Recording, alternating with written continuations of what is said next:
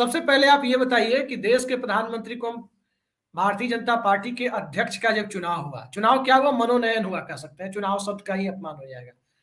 JP Nadda साहब अध्यक्ष बनाए गए दिल्ली के एनडीएमसी कन्वेंशन सेंटर में, उनको उनके कार्यकाल का विस्तार हुआ। वहां भी वही बातें थी, परिवारवाद और भ्रष्टाचार। सीबीआई के स्थापना दिवस समारोह में भी यही बातें हुई, हैदराबाद में भी यही बातें हुई, चेन्नई में भी यही बातें हुई। और आज प्रधानमंत्री तो खैर वाइल्ड लाइफ फोटोग्राफर बने हुए हैं, उसके बाद निकल के पता नहीं वहां कौन सी बात करते हैं, जहां उन्हीं की सरकार के ऊपर 40% के कथित कमीशन खोरी का आरोप लग रहा है। क्या लगता है आपको, भ्रष्टाचार का मुद्दा 9 साल सत्ता में रहने के बाद उठाने को जनता स्वीकार कर पाएगी? अभिषेक जी, जब किसी चोर के पीछे सारी जनता लग जाती है, वो भी बचने के लिए चोर चोर चिल्लाना शुरू कर देता है। वही स्थिति वर्तमान में सत्ता में जो पक्ष है भारतीय जनता पार्टी की दिखाई दे रही है। कर्नाटक में चुनाव अनाउंस हो चुके हैं, लिस्टें अनाउंस हो चुकी है, बीजेपी की भी लिस्ट आ जाएगी 10-13 तारीख मई महीने के दूसरे सप्ताह तक। कर्नाटक में दूध का दूध पानी का पानी हो जाएगा। कर्नाटक की बात करूं तो वहां पे भयावह भ्रष्टाचार के आरोप है, 40% का टैग है सरकार पे, क्योंकि एक पाटिल नाम का एक कॉन्ट्रैक्टर ने आत्महत्या की और आत्महत्या के उस पत्र में लिख के गया कि ईश्वरप्पा मुझसे 40% कमीशन मांगता था, मैं कहां से दूं। ईश्वरप्पा भी मंत्रालय चला गया, लेकिन अब वो बीजेपी के स्टार प्रचारक बन के घूम रहे हैं। पूरे सरकार पे 40% का टैग है। अभी हाल ही में 8 करोड़ रुपए कैश एक बीजेपी के एमएलए के यहाँ मिला, उसका बेटा रिश्वत लेते हुए 40 लाख पकड़ा गया, लेकिन ना ईडी पहुंचती ना इनकम टैक्स पहुंचता है, क्योंकि वो भाजपाई है। उनके यहाँ मिलने वाला धन ये राष्ट्र सेवा के लिए समर्पित होता है। उनका धन जो है वो बहुत पसीने से, खून पसीने की कमाई से करते हैं। बाकी जगह धन की खबर भी आने पे केस बनता है, नोटिस इश्यू होते हैं, ये हमने देखा है। जब प्रधानमंत्री पे खासकर हिंडनबर्ग रिपोर्ट आने के बाद उस तमाम भ्रष्टाचार के आरोप लगे, 80,000 करोड़ रुपए का निवेश विदेश से आता है, वो कौन है, शेल कंपनीज कहां से है, तमाम आरोप लगे। उन आरोपों के सामने जब आपके पास जवाब नहीं है तो फिर आप पुराना इतिहास निकालना शुरू कर देते। मुझे तो ताजुब लगा अभी तक इन्होंने जवाहरलाल नेहरू के समय जीप घोटाला जो हुआ था उसका बात क्यों नहीं की। क्योंकि आप इमरजेंसी की बात करते हो, 2G की बात करते हो, CG की बात करते हो, इसकी करते हो, उसकी करते हो, 8 साल में जो हुआ उसकी बात क्यों नहीं करते? नहीं सर, तो आजादी के बाद की बात कर रहे हैं ना, उनके शब्दों में आजादी तो 800 साल के बाद 14 में मिली है। तो मैंने वही तो बोला, 14 साल, वही उसी आजादी के बाद मैं कंगना राणावत की आजादी मानता हूँ। 2014 के बाद जो आजादी मिली उसमें जो भ्रष्टाचार हुआ उसके बारे में कौन बात करेगा? क्या राफेल्स में भ्रष्टाचार नहीं हुआ? क्या लगातार CAG की रिपोर्ट बताती नहीं कि कई जगह पे गड़बड़ हुई है? आप ही के चैनल में 4 PM में मैंने देखा कि कितने लाख करोड़ रुपए जो जिस हेडिंग पे डाले हैं गवर्नमेंट ने, गुजरात गवर्नमेंट ने जी, क्या नोटबंदी के टाइम पे जो घोटाले हुए उसके लिए कौन जिम्मेदार है? तो जब आपके पास सवालों के जवाब नहीं तो आप लगातार दूसरे पे भ्रष्ट कह के अपने भ्रष्टाचार के ऊपर चादर डालने का प्रयास करते हैं, लेकिन इस देश की जनता समझ रही है। जब प्रधानमंत्री एक उंगली उठाते हैं विपक्ष की तरफ तो 4 उंगलियां उनके तरफ भी होती है, ये लोग समझ रहे हैं। लेकिन क्या करें जब आपके तरकश में कोई तीर ही नहीं है? आप ही के यूपी में जब बंदूक नहीं है तो पुलिस वालों ने मुंह से ठो आवाज निकाली थी, क्या करे बेचारे। तो जब आपके पास उन तमाम भ्रष्टाचार के आरोपों के जवाब नहीं है तो आप भी दूसरों में तू भी भ्रष्ट है, चल तू भी भ्रष्ट, चल तुम भी भ्रष्ट कहते हुए आप समय निकाल रहे हो। लेकिन जनता जानती है। आप हैदराबाद में गए, आपने इतना हास्यास्पद बात की कि मैं किसानों को 6,000 रुपए दे रहा हूं। अरे वो हैदराबाद वाला 10,000 रुपए पर एकड़ दे रहा है, आप 2.5 एकड़ वाले को 6,000 रुपए दे रहे हैं, वो 2.5 एकड़ वालों को 25,000 रुपए दे रहा है। आप एक एम्स देने की बात करते हो, वहां जिला अस्पताल सबसे देश में अच्छे चल रहे हैं। 24 घंटे पानी और बिजली देने वाला अकेला राज्य है इस देश में, वहां कह रहे हो आपकी विकास नहीं हो रहा है, सरकार, राज्य सरकार विकास नहीं करने दे रही है। तो मोदी जी की आंख कमजोर हो गई, उनको दिखाई नहीं देता। क्योंकि आंध्र प्रदेश में आपको सत्ता में आना है, तेलंगाना में सत्ता में आना है, इसलिए आपको केसीआर के परिवारवाद दिखता है। लेकिन जो आपने ओपनिंग रिमार्क्स में जो नाम लिए हैं, क्या वो परिवारवाद नहीं है? मैं परिवारवाद और के सवाल पे भी आ रहा हूँ सर, मैं परिवारवाद पे आ रहा हूँ। भ्रष्टाचार का एक मामला जो कई सारे लोग कह रहे हैं कि आने वाले समय में गिरफ्तारियों का दौर तेज होना है। क्या आपको लगता है कि तेजस्वी यादव, डीके शिव कुमार, अजीत पवार इस तरह से विपक्ष के लोगों को गिरफ्तार करके सरकार नए सिरे से अपने पक्ष में नैरेटिव बनाने का प्रयास करती हुई 13 मई के बाद दिखाई देने वाली है क्या आपको? देखिए, जेल में जाने से भ्रष्ट होता है ऐसा किसने कहा आपको? अनिल देशमुख का बेहतरीन उदाहरण है महाराष्ट्र में। जी। महाराष्ट्र के गृह मंत्री थे, ईडी ने उनको जेल में डाला, 100 करोड़ का आरोप था। इन्वेस्टिगेशन 4.5 करोड़ का हुआ। चार्जशीट में 1,45,00,000 रुपए लिखे गए और कोर्ट ने जमानत देते में कहा कि इस पे तो केस ही नहीं बनता,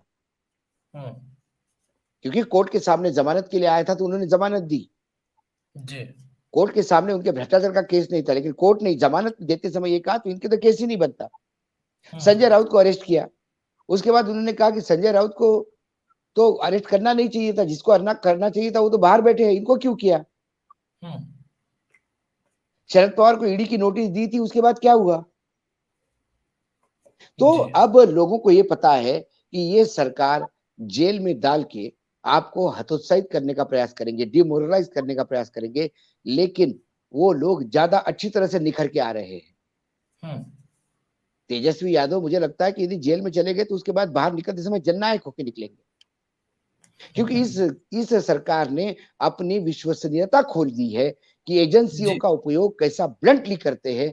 इससे ज्यादा हास्यास्पद लोग कहते हैं कर्नाटक में चुनाव अनाउंस हो गए, लोग इंतजार कर रहे हैं कि ईडी क्यों पहुंची नहीं अभी तक भाई। हालांकि ईडी पहले ही, जब चुनाव के पहले ईडी पहुंच गई थी वहां पे। जी। जब राहुल गांधी की पदयात्रा वहां से निकली और राहुल गांधी की बेंगलोर की ऐतिहासिक रैली देखने के बाद उन्होंने वहां कांग्रेस के नेताओं पे ईडी की रेड हो गई थी। तो आप लोगों का पैसे का स्रोत, यदि आपके पास ईडी की इंक्वायरी हुई, ईडी आपके ऊपर छापे डालती है, अरेस्ट करती है, तो फिर आपको डोनेशन देने वाले लोग पीछे हटते हैं। जी।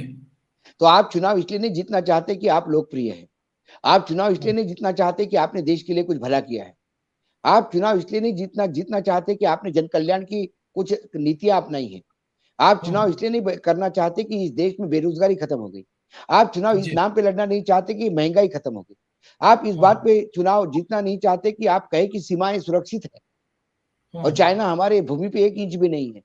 ये तमाम चीजों पे आप चुनाव नहीं लड़ना चाहते क्योंकि ये चीजें है ही नहीं। जब ये है ही नहीं तो फिर आप चुनाव लड़ने के लिए और जीतने के लिए दूसरे की लाइन छोटी करना लगते हैं, और दूसरी की लाइन छोटी करने के लिए उनको भ्रष्टाचार के आरोप में अंदर डालो। मेरा प्रधानमंत्री से सवाल है, बिल्कुल भ्रष्ट है तो बिल्कुल अंदर जाना चाहिए। विपक्ष सहारा ले रहा है, मुझ पे आरोप लगा रहा है, इनका भ्रष्टाचार उजागर हो रहा है, तो मेरा सवाल है, क्या भाजपा भंग खा के काम कर रही थी? भाजपा के नेता आसाम में जब उन्होंने हेमंता पे लगातार भ्रष्टाचार के आरोप लगाए, हेमंता पे झूठे आरोप लगाने के एवज में क्या उनको पार्टी से निकाला नहीं कर देना चाहिए? क्योंकि आपके हिसाब से हेमंता पाक साफ है जो आपके मुख्यमंत्री है। नारायण राणे पे देवेंद्र फडणवीस ने पूरा विधानसभा सत्र में कागज फेंक के आरोप लगाए थे भ्रष्टाचार के। किरीट सोमैया ने भ्रष्टाचार के आरोप लगाए थे। किरीट सोमैया पार्टी में क्या कर रहे हैं? नारायण राणे कैबिनेट में क्या कर रहे हैं? या तो देवेंद्र फडणवीस को सत्ता में नहीं रहना चाहिए पार्टी में, या नारायण राणे को नहीं रहना चाहिए, दो में से एक रहना चाहिए। जी नहीं, मैं एक सवाल यहाँ पे उठा रहा हूँ कि भ्रष्टाचार के खिलाफ कार्रवाई की बात हो रही है, तो क्या आपको नहीं लगता कि एक बेहतरीन कार्रवाई हो रही है? क्योंकि विपक्ष के भ्रष्टाचार को ये उजागर कर रहे हैं, उनको जेल में डाल रहे हैं, उन पर सजाएं हो रही है या होने वाली है, तो जब विपक्षी पार्टियां सत्ता में आए तो फिर इनके भ्रष्टाचार को वो उजागर करे, तो दोनों तरफ से पूरी तरह से नदी की सफाई हो जाए, गंगा सगारी हो जाए। नहीं अभिषेक, मुझे इसमें कोई हर्ज नहीं। आप सत्ता में आए, आप विरोधियों को जेल में डालो, मेरा प्रॉब्लम क्या है कि जो विरोधी अपनी पार्टी छोड़ के आपका दामन थाम लेते तो पाक साहब कब हो जाते? जी। तो वो भ्रष्ट नारायण राणे कांग्रेस में थे, शिवसेना में तो भ्रष्ट थे। अब आपके साथ आए तो क्या नारायण राणे साफ हो गए? हेमंता साफ हो गए? क्या एकनाथ शिंदे के पीए को मिलती हुई नोटिस गायब हो गई? बताइए, आप मध्य प्रदेश में लंबे समय तक रहे, दिलीप बिल्डकॉन का मामला क्या है जो तमाम तरह के कॉन्ट्रैक्ट कहा जाता है कि दिए जाते हैं उस कंपनी को? दिलीप बिल्डकॉन ये शिवराज सिंह के अडानी है।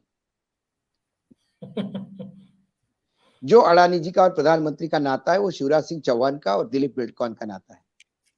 जी। ये केंद्र के दामाद है, वो मध्य प्रदेश सरकार के दामाद है। उन पे कार्रवाई कब होगी भ्रष्टाचार पे? उन पे कार्यवाही नहीं होगी।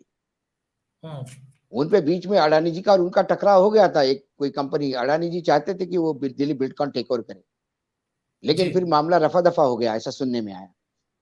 चर्चा कारपोरेट जगत में बहुत ज्यादा थी जी। तो दिल्ली बिल्डकॉन के तो सभी दूर संबंध है, बीजेपी के बाकी नेताओं से भी उन्होंने अच्छे संबंध बना लिए। मरता क्या न करता। इस देश में यदि आपको धंधा करना है तो वर्तमान सरकार के साथ मिलके ही करना पड़ेगा, नहीं तो फिर आप ईडी का शिकार हो जाते हैं, आपको धंधा नहीं करने दिया जाता है, आपके लाइसेंसेस कैंसिल होते हैं। हाल ही में एक चैनल ने सिर्फ सरकार के खिलाफ क्या बोला तो उसका लाइसेंस ही कैंसिल कर दिया। सर्वोच्च न्यायालय को बताना पड़ा कि भाई आदत डालो आलोचना सुनने की भी। जी।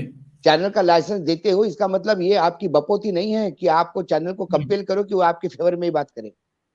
जी। तो ये तो सरकार का, इस सरकार ने तो इसको खुला खेल बना दिया है। या तो आप हमारे साथ है या फिर आप राष्ट्रद्रोही है, या तो आप हमारे साथ है या फिर आप हमारे जेल में है। आप हमारे साथ है या ईडी के रडार पे है, आप बताइए क्या करना है आपको। जी। इसीलिए ये सब्जेक्टिव भ्रष्टाचार हो गया। मेरी बहुत अच्छी लगती है कि मोदी जी सारे कांग्रेसियों को और विपक्षियों को जेल में डालें, जब वो आएंगे तो इनको जेल में डालेंगे, नाले की सफाई हो जाएगी, जी। खूब बढ़िया हो जाएगा। लेकिन सवाल ये है कि यही नाले का कीड़ा कूड़ा जब उनकी जय जयकार बनाता है तो ये फिर हलवा कैसा बन जाता है, कीचड़।